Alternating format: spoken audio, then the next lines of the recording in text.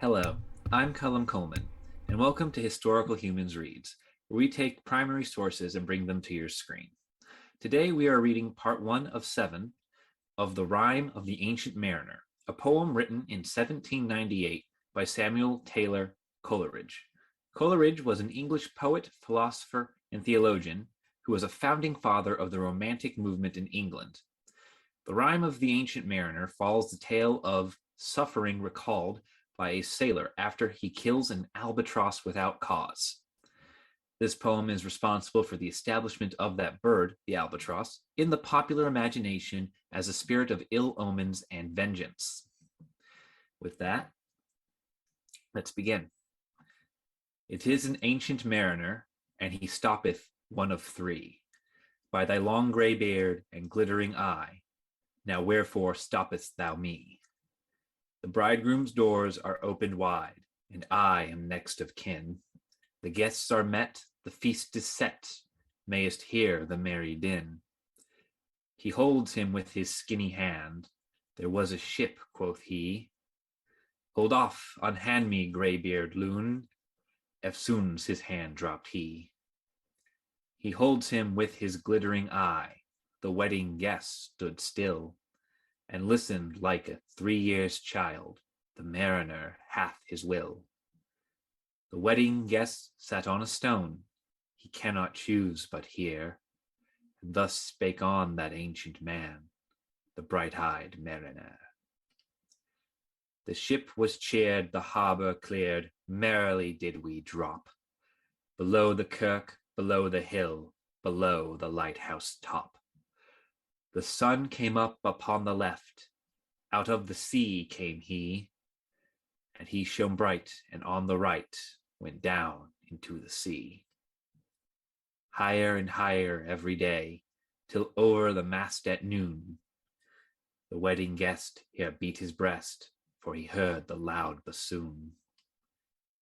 The bride hath paced into the hall, red as a rose is she. Nodding their heads before her goes the merry minstrelsy. The wedding guest, he beat his breast, yet he cannot choose but hear. And thus spake on that ancient man, the bright-eyed mariner.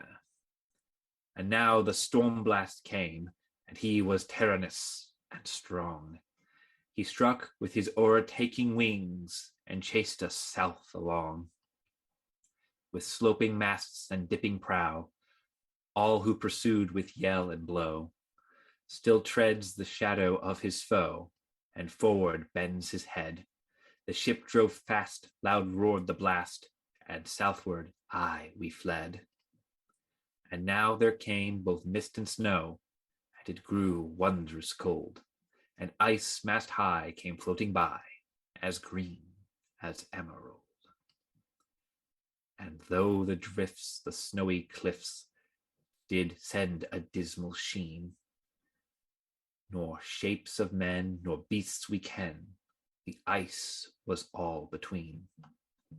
The ice was here, the ice was there, the ice was all around.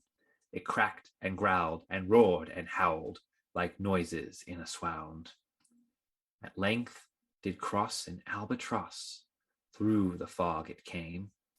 As if it had been a Christian soul, we hailed it in God's name. It ate food it ne'er had eat, and round it flew. The ice did split with a thunder fit, and the helmsman steered us through. And a good south wind sprung up behind, the albatross did follow, and every day for food or play came to the mariner's hollow. In mist or cloud, on mast or shroud, it perched for vespers 9, whiles all the night through smog folk white glimmered the white moon shine. God save thee, ancient mariner, from the fiends that plague thee thus. Why lookest thou so? With my crossbow I shot the albatross. This has been the Rime of the Ancient Mariner on Historical Humans Reads. If you enjoyed this video and would like to hear more excerpts from original text, please follow or subscribe to us on your platform of choice.